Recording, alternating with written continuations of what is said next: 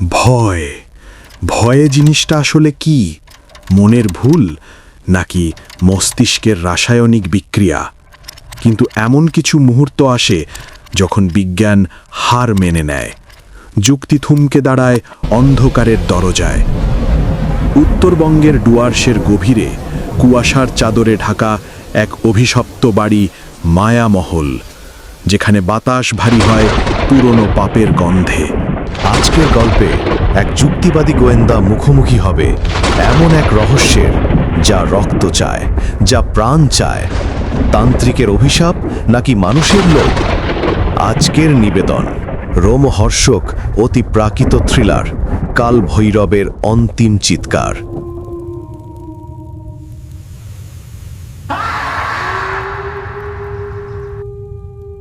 New Jalpaiguri স্টেশনে যখন Darjeeling mail এসে থামল, তখনও ভোরের আলো ভালো করে ফোটেনি। প্ল্যাটফর্মের হট্টগোল, কুলি মুটেদের চিৎকার আর চায়ের ধোঁয়া মেশানো এক চেনা গন্ধে অনির্বাণের ঘুম ভাঙল। তবে এই ঘুম ভাঙার মধ্যে কোনো সতেজতা নেই, আছে এক অজানা আশঙ্কা। গত 3 রাত সে ভালো করে ঘুমোতে পারেনি। চোখের নিচে কালশিটের দাগ স্পষ্ট। অনির্বাণ রায়, এককালের নামকরা ক্রাইম ব্রাঞ্চ অফিসার। ক্ষুরধার বুদ্ধি আর সাহসের জন্য ডিপার্টমেন্টে তার নাম ছিল দ্য শার্প শুটার। কিন্তু 3 বছর আগের এক অভিশপ্ত রাতে এনকাউন্টারের সময় তার নিজের ভুলেই প্রাণ যায় তার জুনিয়র অফিসার এবং প্রিয় বন্ধু রাকেশের। সেই অপরাধ বোধ তাকে পুলিশি চাকরি ছাড়তে বাধ্য করে। এখন সে বেসরকারি প্রাইভেট ইনভেস্টিগেটর। তবে সাধারণ পরকীয়া বা চুরির কেস সে নেয় না। তার আগ্রহ এখন এমন সব কেসে যেখানে বিজ্ঞানের সীমানা শেষ হয় এবং শুরু হয় অলৌকিকের ধূসর জগৎ।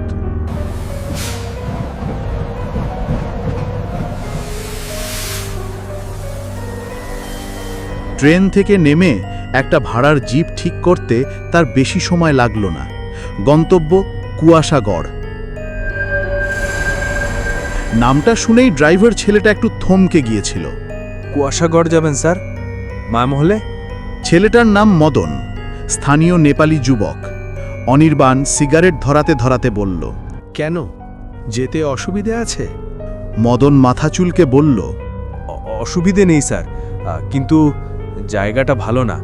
ওদিকের রাস্তাঘাট বহুদিন মেরামতি হয়নি, আর লোকেরা বলে ওখানকার বাতাস ভারী। বাতাস ভারী? কথাটার মানে অনির্বাণ বোঝে। পাহাড়ের মানুষেরা অশুভ শক্তিকে এভাবেই ব্যাখ্যা করে। সে হাসল। চলো, ভাড়া যা চাইবে দেব। শিলিগুড়ি ছাড়িয়ে গাড়ি যখন সেবকের জঙ্গল পার হয়ে ডুয়ার্সের গভীরতায় প্রবেশ করল, তখন আকাশ কালো করে মেঘ জমেছে। তিস্তা নদীর ঘোলাটে জল যেন ফুঁসছে। অনির্বাণ পকেট থেকে চিঠিটা বের করল। গত 1 সপ্তাহে সে অন্তত 50 বার চিঠিটা পড়েছে। ভাঁজগুলো ছিঁড়ে যাওয়ার উপক্রম। চিঠিটা লিখেছে সুমিত চৌধুরী, অনির্বাণের কলেজ জীবনের বন্ধু। একসময় তুখোর ডিবেটার, ঘোর নাস্তিক এবং বিজ্ঞান মনস্ক সুমিত চিঠির হাতের লেখা দেখলেই বোঝা যায় লেখক প্রচণ্ড মানসিক চাপের মধ্যে ছিলেন। অক্ষরগুলো কাঁপা কাঁপা। অনির্বাণ, আমি জানি তুই আমার কথা বিশ্বাস করবি না। বলবি সব আমার মনের ভুল, মস্তিষ্কের রাসায়নিক বিক্রিয়া। কিন্তু বিশ্বাস কর, আমি ভুল দেখছি না। মায়ামহল আর আমার নিয়ন্ত্রণে নেই। দাদুর মৃত্যুর পর আমি ভেবেছিলাম এই বিশাল এস্টেটার চা বাগানটা নতুন করে গড়ে তুলব, কিন্তু আমি ভুল ছিলাম। কিছু জিনিস মাটির নিচে চাপা থাকাই ভালো, খুঁড়তে নেই। ওরা ফিরে এসেছে অনির্বাণ। প্রতি রাতে আমি ওদের পায়ের শব্দ পাই। সিঁড়ি দিয়ে কেউ ভারী পায়ে উঠে আসে, দরজার ওপাশে দাঁড়িয়ে থাকে। আমি দরজা খুলিলা, কিন্তু আমি জানি ওপাশে কেউ দাঁড়িয়ে আছে। আর সেই গন্ধটা, পচা মাংস আর রজনীগন্ধার অদ্ভুত মিশ্রণ। আমার খুব ভয় করছে। আমি হয়তো আর বেশি দিন বাঁচব না। তুই আয়, একমাত্র তুই হয়তো এই রহস্যের জট খুলতে পারবি, অথবা আমাকে অন্তত পাগল হয়ে যাওয়ার হাত থেকে বাঁচাবি। পুনশ্চ অমাবস্যার আর মাত্র 3 দিন বাকি। যা হওয়ার তার আগেই হবে। চিঠিটা পকেটে রেখে অনির্বাণ জানলার বাইরে তাকালো। গাড়ি এখন চড়াই পথে উঠছে। দুপাশে ঘন জঙ্গল, শাল, সেগুন আর পাইন গাছের সারি, যেন আকাশ ছুঁতে চাইছে। জঙ্গলের ঘনত্ব এতই বেশি যে দিনের আলো ঠিকমতো মাটিতে পৌঁছচ্ছে না। মদন গাড়ি চালাতে চালাতে আর চোখে অনির্বাণকে দেখল। স্যার আপনি কি সুমিত সাহেবের বন্ধু? হ্যাঁ, তুমি চেনো ওকে? চিনব না? ওনার দাদু প্রতাপ চৌধুরী তো এই তল্লাটের রাজা ছিলেন। বাঘে গরুতে এক ঘাটে জল খেত। কিন্তু কিন্তু মদন একটু ইতস্তত গুলল। প্রতাপ চৌধুরী তান্ত্রিক ছিলেন। লোকে বলে উনি নাকি যকের ধন আগলাতেন। ওনার মৃত্যুর পর মায়ামহল অনেক বছর বন্ধ ছিল। সুমিত স্যার এসে আবার সব চালু করলেন, কিন্তু গ্রামের কোনো লোক ওই বাড়িতে কাজ করতে চায় না রাতে। দিনের বেলা কাজ করে, বিকেলের আলো নিভলেই সবাই পালিয়ে আসে। কেন? মদন স্টিয়ারিংয়ে হাত শক্ত করল। ওরা বলে রাতে ওই বাড়িতে নাকি কান্নার আওয়াজ শোনা যায়, আর মাঝে মাঝে জানলা দিয়ে আগুনের গোলা বের হতে দেখা যায়। অনির্বাণ চুপ করে রইল। কুসংস্কার আর বাস্তব ঘটনার মাঝখানে একটা খুব সরু রেখা থাকে। সুমিতের মতো ছেলে যখন কান্নার আওয়াজ আর গন্ধের কথা লেখে, তখন সেটাকে নিছক কুসংস্কার বলে উড়িয়ে দেওয়া কঠিন। বেলা গড়িয়ে বিকেল হতেই পরিবেশটা সম্পূর্ণ বদলে গেল। কুয়াশাগড় নামটা সার্থক। আচমকাই চারপাশ ঢেকে গেল ঘন সাদা কুয়াশায়। হেডলাইটের আলো 10 হাত দূরে পৌঁছচ্ছে না। তাপমাত্রা এক ধাক্কায় কমে গেল প্রায় 10 ডিগ্রি। অনির্বাণ জ্যাকেটের জিপটা টেনে দিল। স্যার আর গাড়ি যাবে না। মদন ব্রেক কষল। সামনে একটা বিশাল লোহার গেট, জং ধরা, লতাপাতায় জড়িয়ে আছে। গেটের ওপর পাথরের তৈরি দুটো গর্জনরত সিংহের মূর্তি। কুয়াশার মধ্যে মনে হচ্ছে সিংহগুলো যেন জীবন্ত, এখনই ঝাঁপিয়ে পড়বে। মায়ামহল এখান থেকে কতটা? গেট পেরিয়ে প্রায় আধা কিলোমিটারের ড্রাইভওয়ে। কিন্তু স্যার আমি ভেতরে যাব না, আমার গাড়ির ইঞ্জিনের সমস্যা হচ্ছে, আমাকে এখনই ফিরতে হবে। মদনের গলায় স্পষ্ট ভীতি। সে মিথ্যে অজুহাত দিচ্ছে। অনির্বাণ জোর করল না। সে ব্যাগটা কাঁধে নিয়ে নামল। ঠিক আছে, তুমি এসো। মদন গাড়ি ঘুরিয়ে এমনভাবে স্টার্ট দিল যেন যমদূত তার পিছনে ধাওয়া করছে। নিমেষেই গাড়ির আওয়াজ মিলিয়ে গেল পাহাড়ি বাঁকে। এখন শুধু অনির্বাণ আর মায়ামহলের নিস্তব্ধতা। বাতাসে একটা অদ্ভুত শব্দ। ঝিঝি পোকার ডাক নয়, বাতাসের শোঁ শোঁ শব্দও নয়। মনে হচ্ছে যেন অনেক দূর থেকে কেউ একটানা ফিসফিস করে কথা বলে চলেছে। অনির্বাণ কান খাড়া করল, কিন্তু শব্দটার কোনো উৎস খুঁজে পেল না। গেটের ছোট দরজাটা ঠেলতেই ক্যাচ ক্যাচ শব্দে খুলে গেল। ভেতরের রাস্তাটা পাথরের তৈরি, দুপাশে আগাছার জঙ্গল। একসময় এখানে হয়তো সুন্দর বাগান ছিল, এখন তা বুনো ঝোপঝাড়ের রাজত্ব। হাঁটতে হাঁটতে অনির্বাণের মনে হলো ঝোপের আড়াল থেকে কেউ তাকে দেখছে। সে ঝট করে টর্চ মারল। দুটো জলজলে চোখ জ্বলে উঠেই মিলিয়ে গেল। সম্ভবত বন বিড়াল বা শিয়াল, কিন্তু অনির্বাণের ষষ্ঠম ইন্দ্রিয় বলছে ওটা সাধারণ কোনো জন্তু ছিল না। ওটার চোখের দৃষ্টিতে কোনো ভয় ছিল না, ছিল আক্রোশ। প্রায় 10 মিনিট হাঁটার পর কুয়াশার বুক চিরে মাথা তুলে দাঁড়ালো মায়ামহল। এক কথায় ভয়ঙ্কর সুন্দর। ব্রিটিশ আমলের গথিক স্থাপত্য, বিশাল সব ফার্ম, খিলান করা বারান্দা আর ওপরে গম্বুজ। কিন্তু পুরো বাড়িটার গায়ে কালচে শ্যাওলা। দোতলায় একটা মাত্র জানলায় আলো জ্বলছে, বাকি সব অন্ধকার।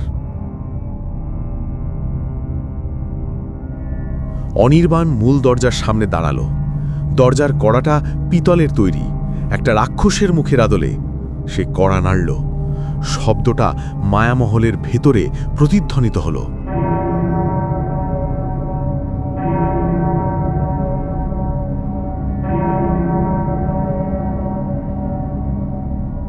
একবার, দুবার, তিনবার, কোনো সাড়া নেই। অনির্বাণ দরজায় ধাক্কা দিল। আশ্চর্যের বিষয়, দরজাটা খোলা ছিল। এত বড় বাড়ি, অথচ মেন গেট খোলা। সুমিত কি এতটাই অসাবধান হয়ে আছে? ভেতরে পা রাখতেই অনির্বাণকে গ্রাস করল এক হিমশীতল ঠান্ডা। বাইরের ঠান্ডার চেয়েও এই ঠান্ডা আলাদা। এই ঠান্ডা হাড়ের মজ্জায় গিয়ে বিঁধল। হলঘরটা বিশাল, মাঝখানে একটা ঝাড় লণ্ঠন ঝুলছে, যাতে ধুলোর পুরো আস্তরণ। দেয়ালে টাঙানো পুরনো সব অয়েল পেন্টিং, শিকারের দৃশ্য, পূর্বপুরুষদের গম্ভীর মুখের ছবি। তাদের চোখগুলো যেন অনির্বাণকে অনুসরণ করছে। সুমিত, সুমিত! প্রতিধ্বনি ফিরে এলো। সিঁড়ির ওপর থেকে একটা খসখস শব্দ হলো। অনির্বাণ টর্চ মারল। দোতলার রেলিং ধরে একজন দাঁড়িয়ে আছে, হাতে একটা মোমবাতি। আলোয় তার মুখটা ঠিকমতো বোঝা যাচ্ছে না, শুধু তার সাদা চুল আর কুঁচকে যাওয়া চামড়া দেখা যাচ্ছে। কে? লোকটার গলা যেন পাতাল থেকে উঠে এলো। আমি অনির্বাণ, সুমিতের বন্ধু। ও আমাকে চিঠি দিয়ে ডেকেছে। লোকটা ধীরে ধীরে সিঁড়ি দিয়ে নিচে নামতে শুরু করলো। তার হাঁটার ভঙ্গি খুব অদ্ভুত। একটা পা যেন একটু ছোট, তাই খুঁড়িয়ে খুঁড়িয়ে চলছে। কাছে আসতে অনির্বাণ দেখল লোকটা খুব বৃদ্ধ, পরনের সাদা ধুতি আর ফতুয়া। ছোটবাবু তো এখন নেই। নেই মানে? কোথায় গেছে? অনির্বাণ অবাক হলো। সন্ধে হয়ে গেছে, এই জঙ্গলের মধ্যে সুমিত কোথায় যাবে? উনি নিজের ঘরেই আছেন, কিন্তু উনি এখন নেই। ওনার মনটা আর ওনার নেই। বৃদ্ধের কথাগুলো ধাঁধার মতো। আপনি কে? আমি হরিপদ, এই বাড়ির কেয়ারটেকার। 3 পুরুষ ধরে আছি। হরিপদের ঘোলাটে চোখ অনির্বাণের মুখের ওপর স্থির হলো। আপনি এসে ভালো করেননি বাবু। অমাবস্যা পড়ল বলে আজ থেকে ওরা বের হবে। কারা? হরিপদ উত্তর দিল না, শুধু মোমবাতিটা উঁচিয়ে ধরল। আসুন আমার সাথে। ছোটবাবু দোতলার লাইব্রেরি ঘরে বসে আছেন, সকাল থেকে কিছু খাননি। অনির্বাণ হরিপদকে অনুসরণ করে সিঁড়ি দিয়ে উঠতে লাগল। কাঠের সিঁড়ি, প্রতি পদক্ষেপে মর্মর শব্দ হচ্ছে। দোতলার করিডোরটা লম্বা এবং অন্ধকার। দেয়ালে কয়েকটা পশুর মাথা টাঙানো, হরিণ, বাইসন আর একটা বাঘ। বাঘটার কাঁচের চোখ যেন জীবন্ত। হাঁটতে হাঁটতে অনির্বাণের নাকে এলো সেই গন্ধটা। সুমিত লিখেছিল, পচা মাংস আর রজনীগন্ধার মিশ্রণ। প্রথমে গন্ধটা হালকা ছিল, কিন্তু লাইব্রেরির দরজার কাছে আসতেই সেটা তীব্র হয়ে উঠল। অনির্বাণ নিজের অজান্তেই পকেটে রাখা রিভলভারটার উপর হাত রাখল। ছোটবাবু, আপনার বন্ধু এসেছে। হরিপদ দরজায় টোকা না দিয়েই দরজাটা ঠেলে দিল। লাইব্রেরি ঘরটা বিশাল, চারদিকে বইয়ের তাক আকাশ ছুঁয়েছে। মাঝখানে একটা বড় মেহগনি কাঠের টেবিল, তার উপর একটা টেবিল ল্যাম্প জ্বলছে। টেবিলের ওপাশে একটা হাইব্যাক চেয়ার, চেয়ারটা জানলার দিকে ঘোরানো। কেউ একজন বসে আছে। সুমিত? অনির্বাণ ঘরে ঢুকল। চেয়ারে বসা মূর্তিটা নড়ল না। সুমিত, আমি অনির্বাণ। তবুও কোনো সাড়া নেই। অনির্বাণ এগিয়ে গিয়ে চেয়ারের হাতল ধরে ঘোরালো। দৃশ্যটা দেখার জন্য অনির্বাণ প্রস্তুত ছিল না। সুমিত বসে আছে, তার চোখ দুটো খোলা, কিন্তু দৃষ্টি স্থির। সে তাকিয়ে আছে শূন্যে।